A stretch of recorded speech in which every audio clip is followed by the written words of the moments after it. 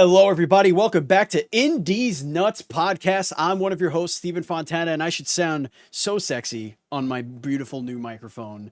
And with me, as always, we have my brosif from another Mosif. He is Missed Enough, aka Matt Murray. What's going on, bud? Hey, how's it going? Not a whole lot. I'm losing my mind. Welcome. Yes, we've all had quite a week and a half. But Andy has been MIA and his camera is not working. So we have a very old Facebook picture that I took from him, from his Facebook many years ago. It's the badass sunglasses picture. Oh, that was like packs from yesteryear. Yeah, that was a long time ago. You had considerably more hair in this photo. Yeah, it's going slowly but surely. Yes, indeed. But how are you, Andy? I'm doing good. Been playing a lot of stuff. I realized that I play a lot more because of the glorious Steam Deck. Yes, yes, indeed. We'll get into that. It's a problem. It's been helping. It's been helping. Let's just put it that helping way. and hindering. I feel like who needs sleep anymore? Just keep playing these 20 games that you didn't play last time. Whatever. That's a hard word to combine. It's a problem. Those are two very different words. Ladies and gentlemen, if you don't know what the hell you're listening to or watching, this is Indies Nuts Podcast because we are dual screens and we are indies. We are just nuts about them, and we're going to be your number one stop, your first stop, your last stop for all things indie game news, previews, reviews, and all sorts of discussions surrounding your favorite indies and the indies you've yet to discover. The show posts each and every week for your listening pleasure on your podcast service of choice, including our home, podbean.com. And of course, you could watch us on live. We record this thing live every single week on twitch.tv/dual screen streams. We chat with the chat a little bit and all that fun stuff. So you can interact with the show live if you like. So go ahead and do that. Also, you could find the video version of the show later on demand on youtube.com/dual screens TV. And if you want to support us on Patreon, it's so easy to do it. Go to patreon.com/dual screens, just like our Patreon producers, Colton the Apprentice Nestler and FNH Paul. We cannot and will not continue without your support. So please consider going over there and being all up inside our Patreon, and you get into our secret Discord. That's right, super top secret Discord, and you get to play games with us and hang out with us and basically build the future of dual screens. It's true. This is a thing that happens. We had a meeting with all our Patreon producers and our staff, and you were all together because you know secrets. Our Patreon producers know secrets. There are secrets. I mean? There are secrets. All right, ladies and gentlemen, let's talk about what's new on dual screens. The answer is nothing. We have nothing except, Andy, you told me that we may have some news coming soon about an increase in our productivity. Yes. No idea what the hell you're talking about. You said that we may have another writer coming on the staff. Sure. Steven thought it was a good idea while I'm trying to organize a showcase to do like, a call to action on Twitter for some staff, and I've been drowning in requests. So yeah. Can you give us the low number? 30. What's the low ball number? I feel it's way more than 30. The 30 is the low ball number. We're talking about games or no. No, I'm talking about applications. That's what I mean. It's probably over 30. Yeah, it's got to be close to 30 or more. Yeah, it's now here's the thing. As soon as you say you pay, like anyone that does freelance is gonna apply to something like that. But it's so great seeing folks on like gameindustry.biz saying, "Hey, can I write for your website?" Yeah, sure. Way out of our way out of our pay bracket. Yeah, like I tell them our rates. Some people are not afraid of our rates. We do pay. It's just we're a tiny independently funded. We're funded solely on Patreon, so like it's public how much is in our budget. So, but we are a place for people that want to get started, make a couple bucks. So if that's you, reach out to us.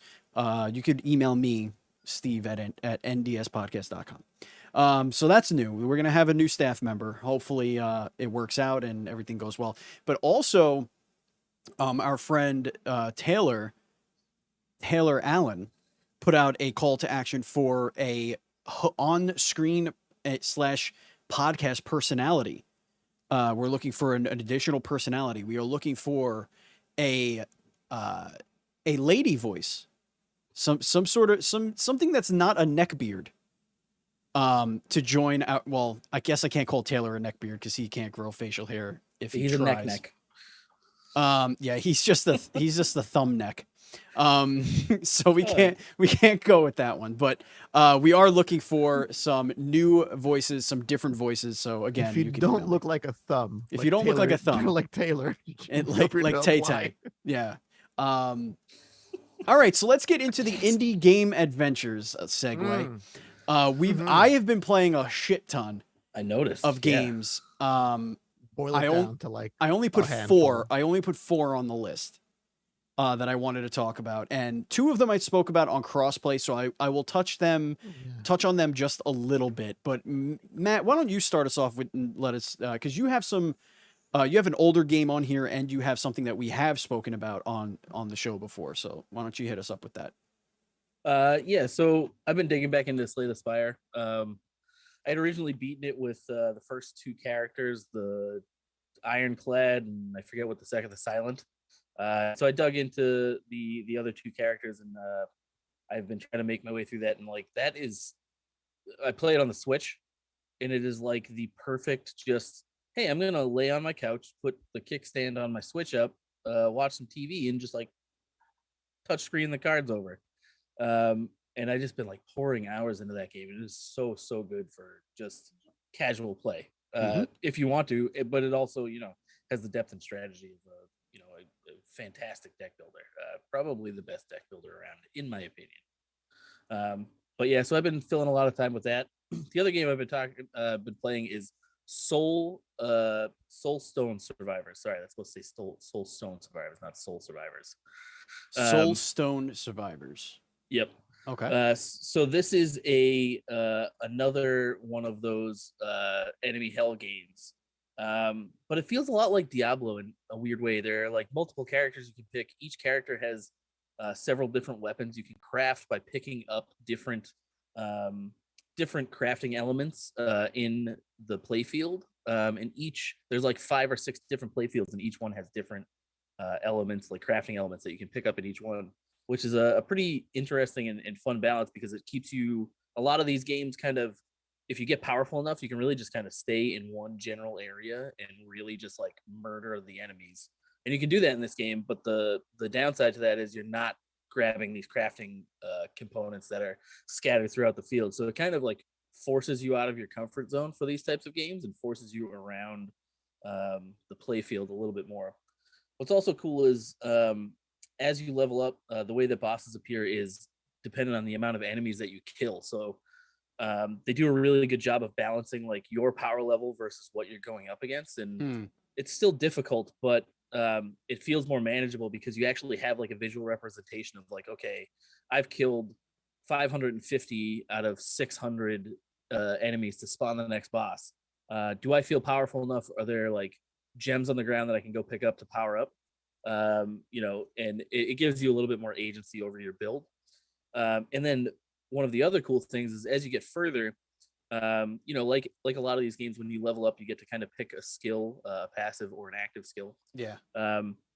But there is not only just an option to reroll, but there's also an option to entirely banish upgrades as you get further in the game. And so, like, if you're really trying to craft a build, when things come up that you're like, I'm never going to pick this in this run, you can say, all right, I'm going to banish that so it never shows up. And so it really does like start culling down your, like your choices to things that you like, but you only have a limited amount of them. So it's about kind of using them selectively. There are like almost 20 characters in this game. It's only a demo right now. It's not actually out yet, but there's a skill tree. There's all kinds of different stuff behind the curtains here that I feel like when it does come out is going to have a whole lot of depth to it and well worth playing.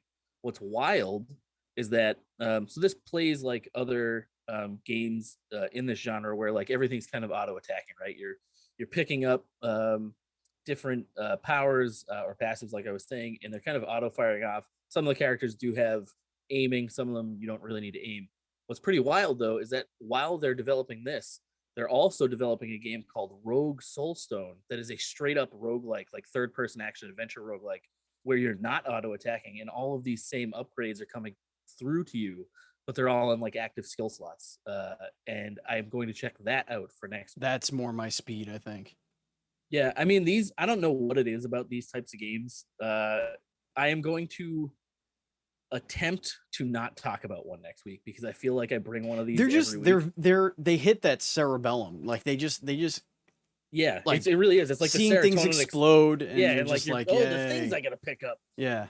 And then you get the upgrades. What's also cool here, I guess, too, is that like as you're picking up all these gems, you don't get like an insta splash every time you level up with like choices because you're leveling up pretty fast.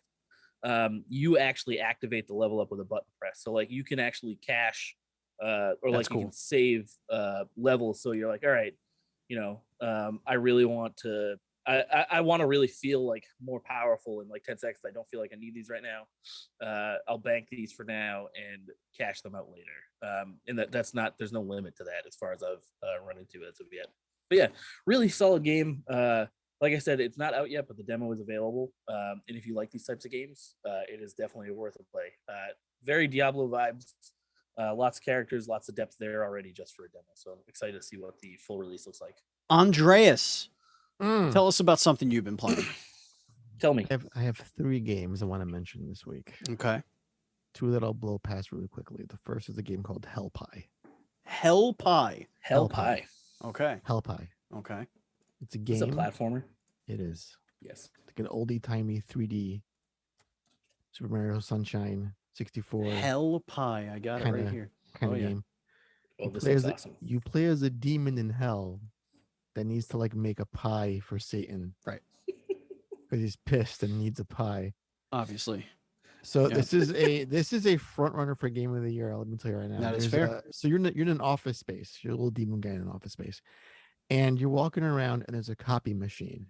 And if you go to the copy machine and press like the little interact button, photocopies of a penis doodle start spitting out on an endless loop. Game of the Year.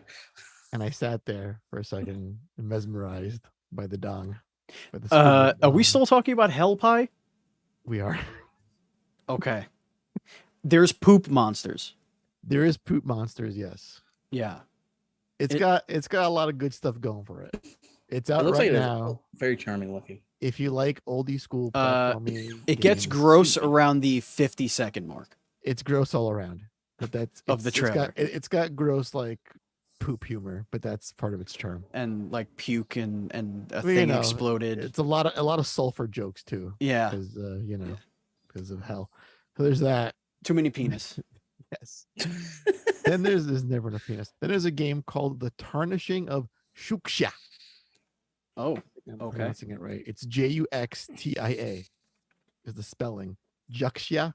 Shuxia. Yep, I see that. Juxia. So that is like a 2D pixel art, side-scrolly, Dark Souls-y kind of game. That's all kinds of awesome. It's got some great animation, some really hard bosses. I'm like stuck at the second boss. It's like it goes from like, some oversized minion that's like, oh, this is easy. And then it's like there's like God Eater or like boss dude. I'm like, that's really spiked up there. Are you sure it's the second boss? And like it is. You're just not going in a direction. It has like Metroidvania kind of vibes too, Yeah. to it, so it's like very linear. But I cannot. I'm playing it on the deck, and I feel like I need a controller for like precision. Mm-hmm. So that could be what's throwing me off. But this looks awesome. Yep. This game also out right now. And the third game I'm playing, start playing it today for like a good 2 hours. Ooh. Is a no joke Game of the Year contender, and Indeed. I think it's my favorite Game of the Year so far, and that's Cult of the Lamb. Cult of the Lamb. Is that out? It's out next week, you guys. I hate you. Let me fucking tell you. This game is fucking amazing. I just want it so bad. So here's the thing with Cult of the Lamb. It has incredible moment-to-moment, dungeon crawly, hacky slashy, bullet helly gameplay. The dungeon part, I can hear the game, Steven. That wasn't me. That was me. Boy, that was loud. How did that come through your microphone?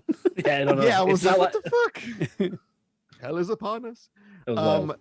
The dungeon crawly gameplay is amazing. It's typical roguelike. You go through a dungeon, you can pick different paths. Like, do I want to focus on getting a follower, getting loot, getting resources, getting a weapon, and you fight a boss, spit you out, rinse, repeat.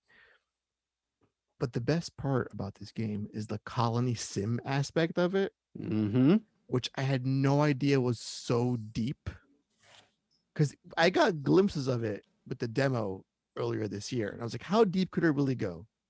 You guys, you can do sermons and your subjects like give you like energy through their faith. You can collect stone tablets and have doctrines for your religion. So I thought, what does that do though? Let me tell you. Okay. So I was like, okay, cool. You impose a doctrine to your followers. I hope there's no embargo on this. And it's no. Well, all I'm saying now was actually in the last Steam Fest demo. Okay. So that's all out there. We're all fired from the internet, guys. Yes, we are. So there's, so you pick up the stone tablets, you make it like a little commandment thing. And I thought, okay, cool. You have a little thing. You do a little sermon. You preach like a doctrine, and it's like +1 health or some shit. So you pick a doctrine. It's like, hey, you can pick like between, do you want to preach love and hard work? Do you want to preach the importance of no, you don't. Do you want to preach? Do you want to preach about loyalty to your God above all else? I'm like, oh, okay, cool. So it gives you little options, and like maybe it branches out. Like you get a fun different reaction or a little dialogue tree. So let me pick love and labor. I'll pick that. Oh, cool. Okay. So I picked that. Then the game fucked with me. Oh, Because it gives you 2 different options, which can mold how your followers behave. So on the one side, it says, okay, you can live a life through hard work, and then in the afterlife, you'll be rewarded, which means when you die in the game, you get a boost when you come back. So if you die, when you come back, you're a little bit stronger. You're not as hurt by it. It's less of a sting. okay. I'm like, cool. But the other option says you can sacrifice life in the now for rewards. You can kill your followers. You can sacrifice your followers. You can make that like a doctrine of your religion. Oh, like boy. That sacrifice is part of your cult. And I was just, holy fucking shit. This is unreal. Yeah, that game's got a lot going for it, and there's I like, want to play it badly. It's so deep. Like you can steal devotion from rival gods.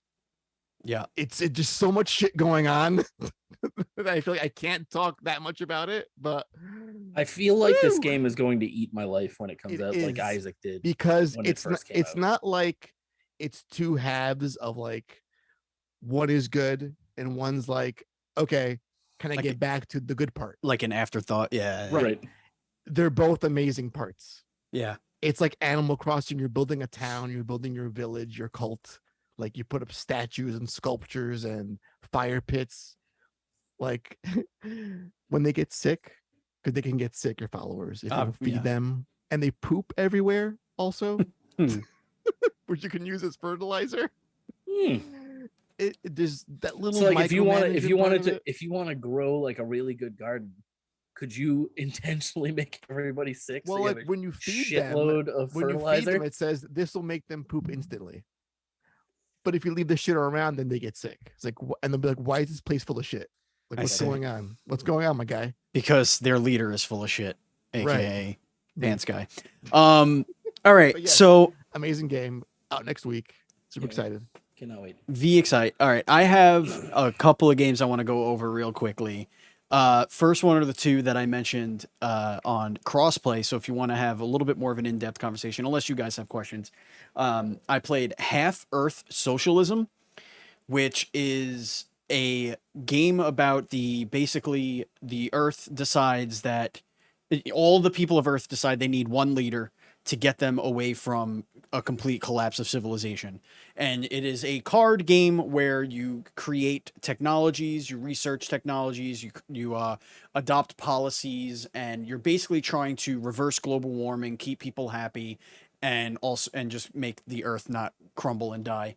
And it's cool. The art is very minimalistic. It looks like it's Microsoft Paint printed through a Game Boy printer. Boy, does it. Yeah, it's really simple. At first I thought the game was trying to tell me that it's impossible to win this scenario, that like the earth is going to die no matter what, but I did eventually win.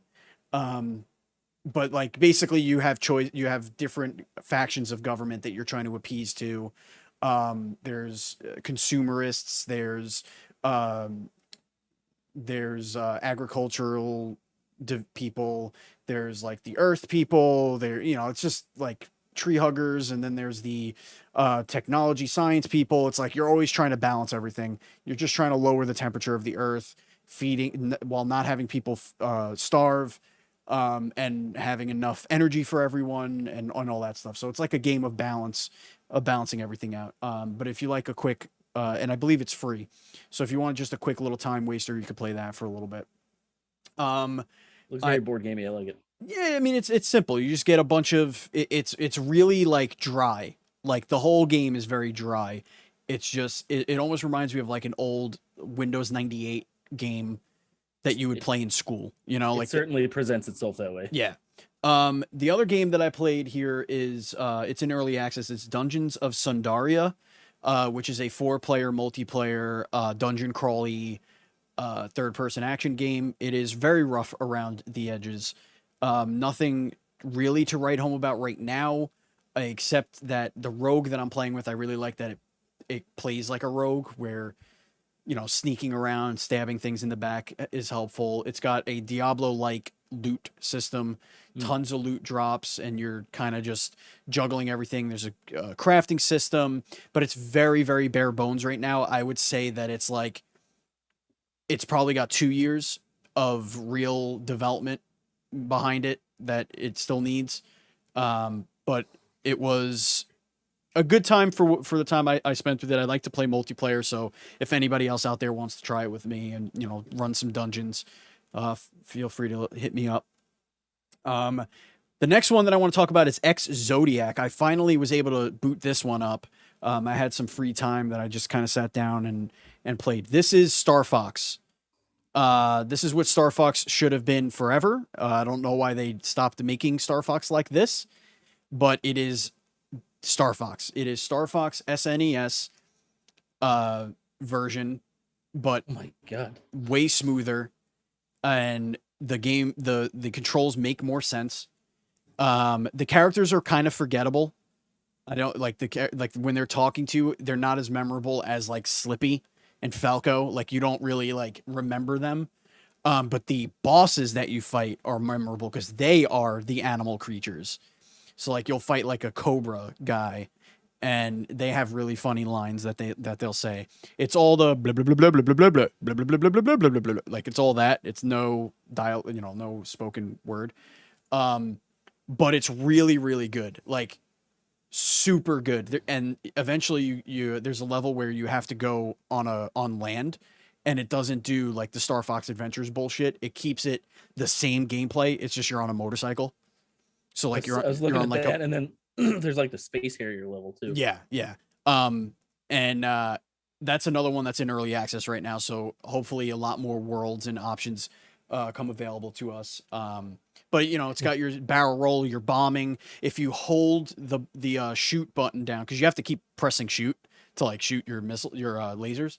But if you hold it down and you scroll over things, you'll lock for missiles, and then you release it and you shoot missiles. And as you're going through, you could pick up more missiles, so you can lock onto more targets and shoot more, like up to a maximum of I think 6. I think it was 6 is the most you could shoot at once. But it's so much fun. The bosses are really inventive.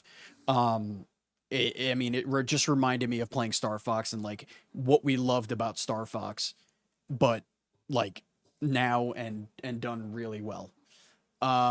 It's in my library, Matt. If you want, it's only $10 for those. Yeah, it's $10. Super cheap. We'll definitely check it out. Yeah, it's $10 if one of you two while I'm talking could throw the 3 games I talked about so far in the chat. That would be great if our chat wants to click them and check them out. The last one is a game that I really only played for a few minutes, but it caught my eye and I absolutely needed to play it, and I am so happy I did. And that's a game called Captain Bones. This is a single player Sea of Thieves style pirate game where you're a wannabe pirate captain, and you're jettisoned on an island, and you're crafting to make basically any sort of vehicles and objects that you can use to go on an adventure and recruit more pirate friends and, become a pirate captain. It's tons of fun. The combat's really good. I want to get into it a little, obviously I want to get into it a lot more. But this is another one that I believe is in early access as well. So, but I mean, I had a blast. I could see this thing being huge when it comes out. The only thing that is that it is a single player adventure. So it's not one of those games it's probably not a game that's going to catch on with streamers that like to play with their friends and stuff, but it's more of like a standalone kind of thing. You just, maybe play your little adventure and move on. Yeah, it does. It looks really cool. Kind of has a Roblox-y vibe to it in a weird way. It's low poly. Like it's got its own sort of art style in that way, but it's like, it runs really well. It's really fluid. The colors are beautiful. There's no, like, it's not as janky as you think like this kind of thing would be. The camera's very smooth. It's just not, it doesn't feel like an early access game at this point. It doesn't feel cheap. Yeah, it doesn't feel cheap. It feels like it's got some legs behind it, and it could make itself something. Looks interesting. Yeah, indeed. So I put the indie steal of the week in here because it's free game. Good job.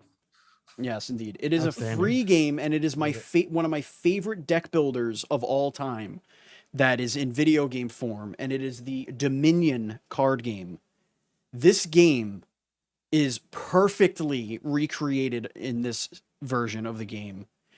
Now, it is only the base game. That's all you're getting for free. You could buy the DLC add-on packs that are sold in store, like their normal their expansion packs.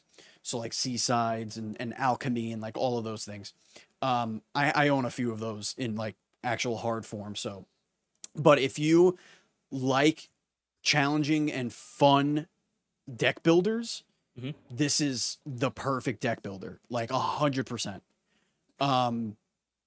I absolutely love it. The whole point is getting victory points. You use your money to get victory points, and you use your money to buy cards. The cards have actions. Those actions could get you more coins, and you're messing with the other player and yada yada. It's a ton of fun, and you could play, I think, up to like 4 players, I think.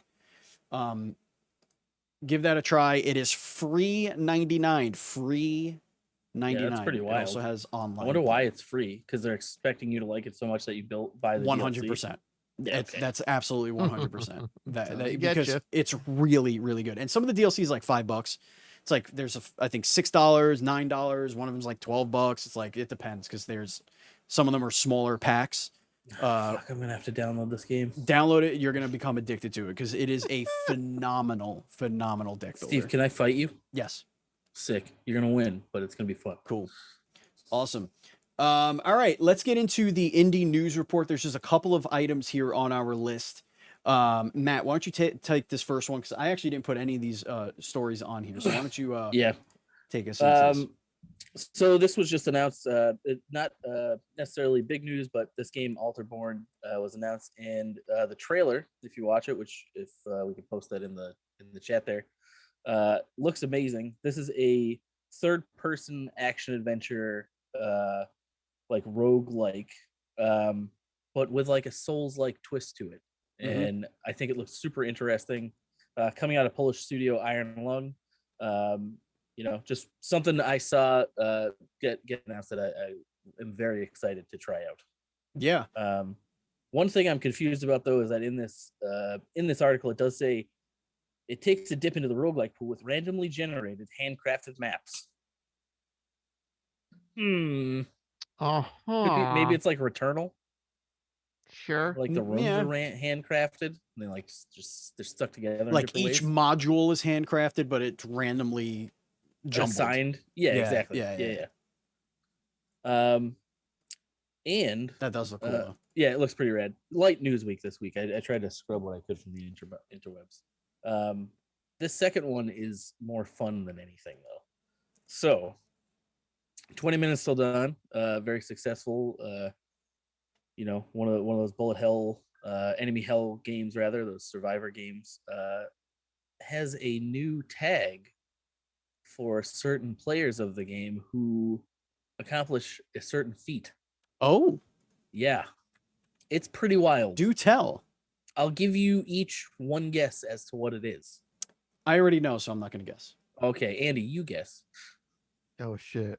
It left my memory because I read it in the Discord. All right, it's gone. Something about doing something really, really fast or some shit.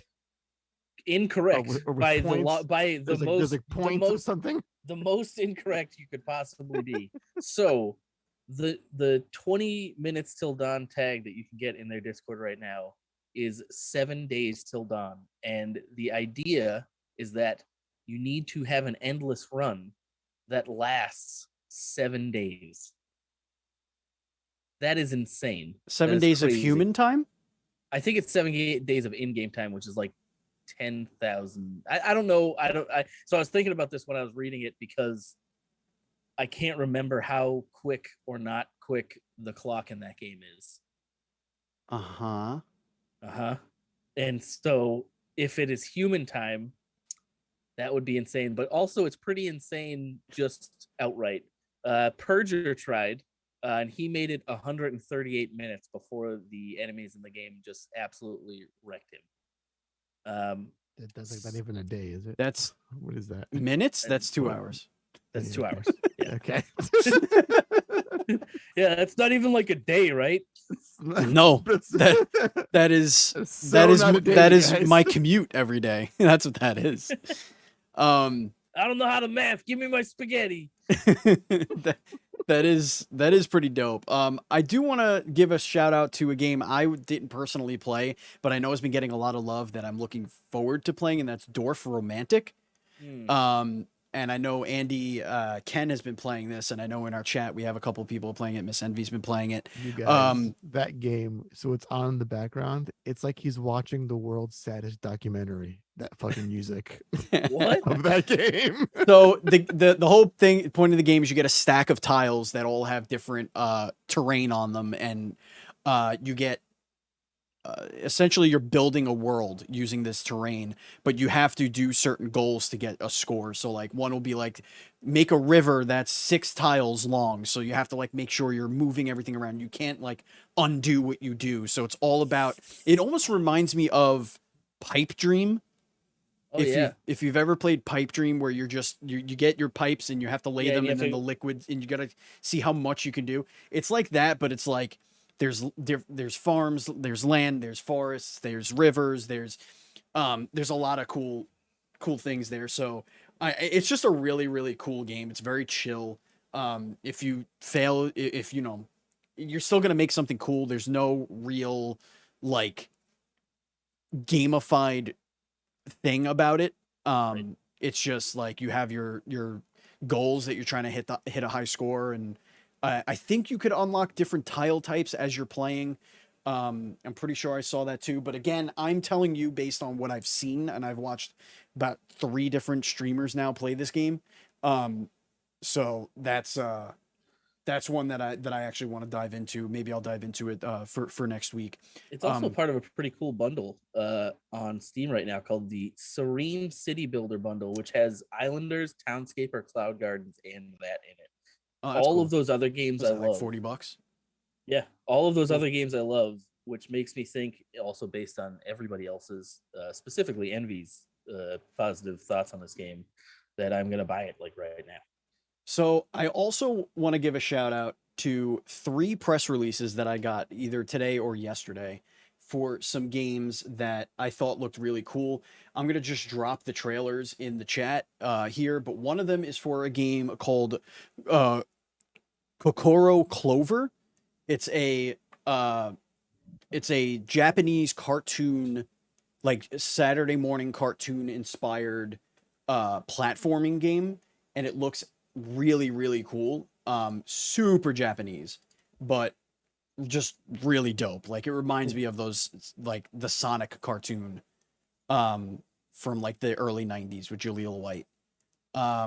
Another one that I wanted to give a shout out to is a game called Gigapocalypse, which is out right now on PC, PlayStation, Xbox, and Switch.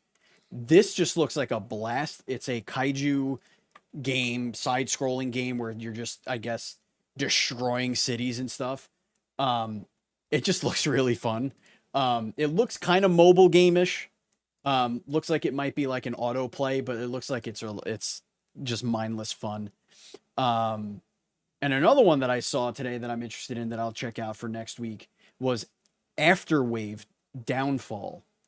This is probably the most interesting looking one that I saw today as I was looking through. This is it's a arcade shooter. You fight monsters, you use cool battleships. Characters each have like their own little ship that they use. Oh, this looks awesome. Yeah, right? It's pretty cool.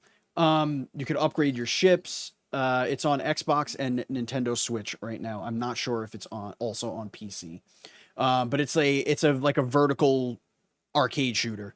Looks like it's modern, like modernized. It looks like it takes some things from what we like in our shooters now. It's got co-op, 2-player co-op, all sorts of fun stuff there. So check that one out. Afterwave Downfall.